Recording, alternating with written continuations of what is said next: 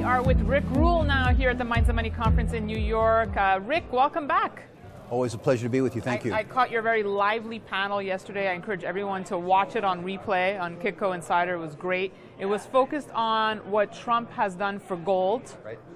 And I want to get your thoughts on gold. But what do you think Trump could do for silver possibly, and his plans for business and whatnot? Could it help the metal? I think Trump's an irrelevancy, really. I think he's part of a narrative, but I think with regards to the first question, gold, that really it's going to be real U.S. interest rates. And I think that was the conclusion of your panel, by and large. With regards to silver, if he actually was able to do anything that stimulated the economy, I doubt that he will. That would, of course, be good for the silver price. But the truth is that I think the gold price will do well, and I think the gold price will do well with or without Trump. I think Trump gets people very emotional. So he's an important part of the narrative. I think he's irrelevant to the reality. What do you make of the softness, though, Rick, that we're seeing with the gold price right now? I think gold has done very well against the U.S. Gold has done very well in a situation where the U.S. dollar has done well, too. And I think that the gold priced in currencies other than the U.S. dollar has done so well that it needs a rest. We've talked about this before. There's been 3 times in my career, this being the 3rd time, where gold has done well in U.S. dollar terms during a period of U.S. dollar strength. In each case, that ended with the dollar rolling over a bit and gold doing extraordinarily well. I don't know if past is prologue, but I suspect that it is, because I suspect that the circumstances are the same. So then, Rick, do you think that it's one of the biggest myths in our industry that there is an inverse correlation between gold and the dollar? I think there's an absolute correlation between gold and the dollar. At least confidence in the U.S. dollar. I think the inverse correlation is most easily measured against the U.S. 10-year Treasury. But I think it really reflects faith in the dollar. And when you have an anomaly, because the correlation is so strong, when you have an anomaly, and this is an anomaly, gold and the dollar doing well simultaneously, that's happened twice before in my career. 1975 it happened, and the gold price doubled.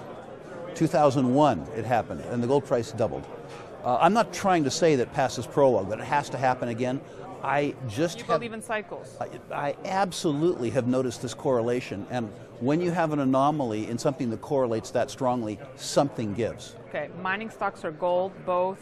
Do you pick and choose? Well, they fulfill different functions for me. Gold in my own portfolio forms an insurance function.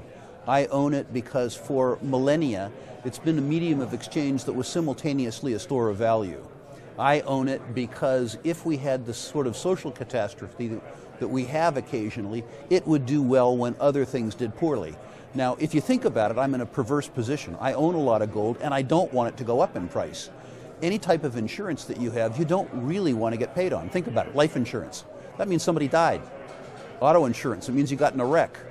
House insurance. It means you had a fire.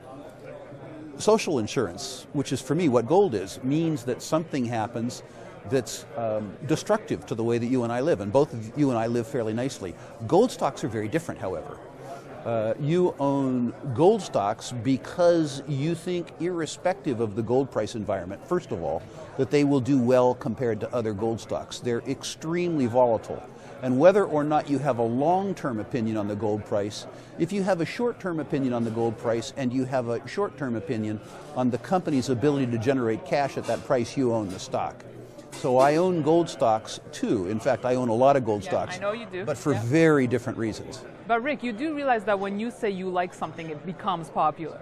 That happens sometimes. Other times it doesn't happen. It does. I remember talking to you 3 years ago about Ivanhoe, a stock I loved, and it was actually fun to be able to talk very publicly and very aggressively about a stock and know that you wouldn't blow the stock up, because people didn't care about Congo, people hated South Africa, and people despised Congo.